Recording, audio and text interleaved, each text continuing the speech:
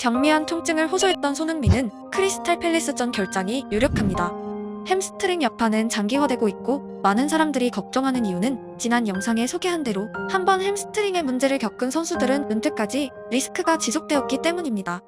그의 햄스트링이 남은 현역 생활을 위해 심각한 상황인지 아니면 보호 차원에서 돌다리를 두드리는 것인지 누구도 100% 또렷하게 말하지 못하는 이유와 손흥민 팬들 입장에서 미래가 바뀔 최상의 시나리오는 무엇일까요?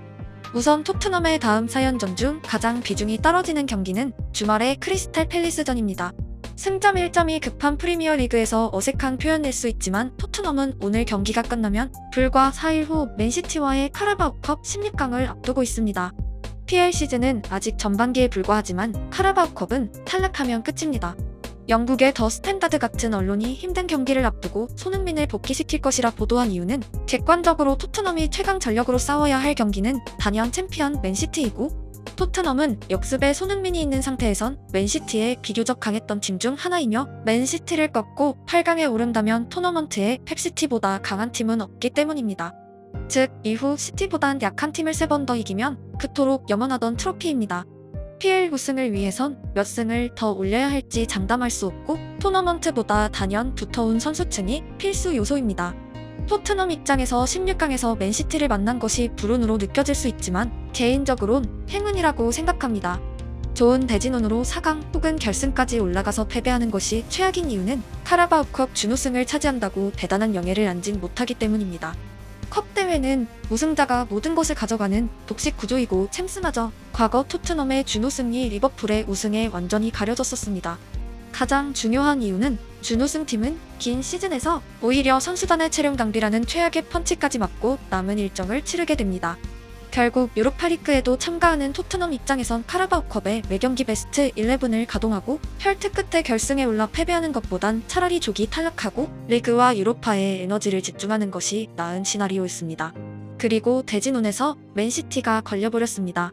자타공인 PL 최강팀을 상대로 베스트 전력으로 싸울 것이고 패배하면 최대 긍정 회로를 돌려 카라바오컵 3경기분의 체력 낭비를 줄였다는 희망을 안고 리그로 돌아올 것이고 이긴다면 맨시티가 삭제된 토너먼트의 실크로드에 올인 전략으로 돌입할 수 있습니다. 그만큼 토트넘은 종류와 상관없이 트로피가 절실한 팀이고 PL 레이스가 워낙에 격전지이기에 참가하는 모든 대회에서 전략적인 사고방식이 불가피합니다. 결국 여러분이 감독이라도 손흥민이 햄스트링에 경미한 리스크가 있다면 주말 경기보단 맨시티전에 더욱 화력을 집중하고 싶을 것입니다. PL 전체 선수 가운데 펩시티를 상대로 가장 많은 득점을 터트린 선수의 대표가 바디와 손흥민이기 때문입니다. 보통의 경우 부상에서 돌아온 선수가 곧바로 통증을 느끼고 연속 결장하면 상당수 영국 언론들의 호들갑으로 이어집니다. 특히 오웬 하그리브스 이후 복귀 선수를 관찰하는 언론의 눈매는 더욱 매서워졌습니다. 한국에서 유리몸이란 단어를 유행가로 만든 인물도 하그리브스였었습니다. 비장한 표정으로 복귀 전에 입장하고 장렬한 표정으로 다시 칠려나간 기억이 너무 강하게 박혔기 때문입니다. 결국 이번 손흥민의 복귀 후 결장에 강한 불안감을 조성하는 기사가 흔치 않은 이유는 토트넘의 남은 일정 때문이고 전략적인 에너지 분배가 필요하기 때문입니다. 축구에서 부상 결장이란 단어와 부상 방지를 위한 결장은 하늘과 땅 차이가 있습니다. 10월 27일 현재 손흥민의 상태는 후자로 많은 사람들이 판단하고 있고 저도 역시 그렇길 기도하고 있습니다. 맨시티전이 끝나면 토트넘은 곧바로 주말 PL의 아스톤 빌라를 만나게 됩니다. 지난 시즌 챔스 출전을 두고 다퉜던 빌라이기에 승점 6점짜리 경기이고 역시 토트넘 입장에서 풀전력이 아니면 넘기 힘든 클럽입니다. 그리고 바로 다음이 대망의 튀르키예 거함 갈라타사라이 원정입니다. 압도적인 분위기를 연출하는 튀르키예 원정길은 토트넘 대부분의 어린 선수들에게 그동안 겪지 못한 유럽 축구를 알려줄 것입니다. 유럽 최강팀들도 갈라타사라이 원정에선 쉬운 승리를 자신하지 못하고 그 동네는 진짜 축구에 미친 열혈들이 넘쳐나며 시대가 아무리 변해도 갈라타사라이는 항상 강팀입니다. 토트넘이 유럽 정상을 두고 다퉜던 시대를 경험한 베테랑은 이제 몇 명 남아있지 않고 그날도 당연히 풀전력이 아니면 어렵습니다. 요약하면 만약 손흥민이 부상이 없었다고 하더라도 앞으로 4경기 중에 딱 1경기를 골라 휴식을 제공한다면 무조건 팰리스전입니다. 불과 2주간의 4연전이기에 주력 공격수의 360분 풀타임 출전은 애초에 무리가 있기 때문입니다. 손흥민이 겪은 과거 골절에 의한 결장에 비해 토트넘 측의 설명이 또렷하지 않은 이유는 근육 부상이 가지고 있는 특징입니다. 그동안 손흥민의 부상 이력을 살펴보면 근위요골 골절로 2달 결장, 새끼발가락 골절로 2달 결장, 왼쪽 발바닥 근막 파열로 1달 결장, 그리고 안아골절 등이 있습니다. 하나같이 축구선수의 남은 현역 시간에 큰 지장을 주지 않는 부상이고 나으면 사라지는 문제였으며 십자인대 같은 하늘이 무너질 정도의 부상이 없던 선수입니다. 근육 문제는 그의 현역 생활에서 입원을 제외하면 딱 2번이 있었고 회복에는 2020년 8월에 8일, 2021년 3월에 15일이 소요되었습니다. 다른 선수들의 햄스트링 부상보다 압도적으로 짧은 시간의 휴식에도 복귀 이후 재발하지 않았고 손흥민은 스스로 자신의 햄스에 마법이 일어났다는 표현을 하기도 했습니다.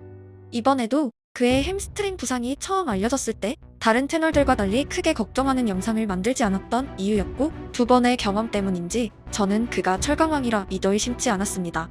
하지만 복귀 이후의 첫 경기에서 통증을 호소했기에 당일 저는 뭔가 이상하다는 영상을 게재했고 오늘까지 이르렀습니다. 골절의 경우 클럽의 스포츠과학팀이 제법 정확한 로드맵을 그리고 복귀일도 구체적으로 표현되곤 합니다.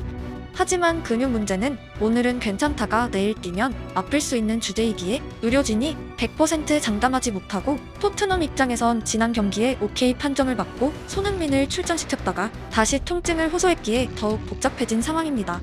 다음 달, 다다음 달 그의 햄스트링이 괜찮을지 아플지는 손흥민 본인뿐 아니라 의료진도 판단하기 어려운 문제인 것이 현재 감독이나 클럽 공홈에서 소개되는 내용들이 다소 미궁인 이유입니다.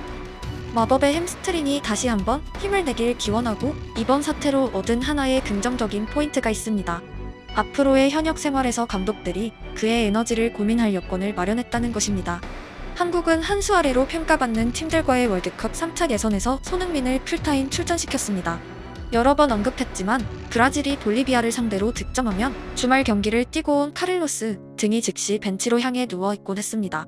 그들은 언제나 유럽파와 자국 리그 선수들의 에너지 분배와 주요 경기의 선택에 노력했고 결과적으론 항상 남미 예선을 돌파해왔습니다. 한국은 언제나 월드컵 예선에 자국의 힘을 올인하는 국가였고 그렇지 않으면 본선을 갈 수 없기에 불가피한 선택이었습니다. 하지만 이번 대회는 티켓이 늘어나서 조삼위에게도 플레이오프 기회가 생겨났습니다. 선수들의 현역 시간이 단축되더라도 모든 것을 걸어야 했던 아시아 티켓 한두 장 시대와는 아예 다른 풍경입니다. 특히 한국, 일본, 이란 중 한 팀만 본선에 갈 수 있던 시대와 비교하면 천지개벽입니다. 최종 예선 상대가 일본이 아니라 레바논, 오만, 이라크인 시대입니다. 하지만 손흥민은 오만과의 경기에서 106분 출전했고 며칠 뒤 북런던 더비에 풀타임 출전했습니다. 당시 그는 2주간 3개국의 시차에 적응하며 전세기가 아닌 일반 비행기로 이동했고 2명의 감독들은 모든 경기에 풀타임 출전시켰습니다. 그리고 햄스트링 부상으로 이어졌습니다. 손흥민이 아니라 철흥민이라도 버티기 힘든 일정이었고 과거보다 수비 가담이 늘어난 그의 뛴 거리는 나날이 증가하고 있습니다. 지난 시즌 그는 전 세계 30개 리그 공격수 중 수비 가담 1위를 기록한 비정상적인 선수입니다. 그렇게 뛰고도 근육이 멀쩡하다면 사람이 아니라 사이보그입니다. 앞으로 한국 감독들은 월드컵 본선이면 몰라도 친선전이나 승리가 결정된 상황에서 쇼를 위해 손흥민을 경기장에 남겨두긴 어려워졌고 팬들은 부상 가능성에 대해 적극적으로 목소리를 내기 시작했습니다. 사람의 신체는 유한한 자원이고 누구의 조련을 받느냐에 따라서도 색깔이 달라지곤 합니다. 한정된 그의 에너지와 근육이 필요할 때 사용되고 더욱 전략적으로 활용되길 이번 통증 사태가 부디 더 긴 현역 시간을 위한 예방 주사가 되길 간절히 기원합니다.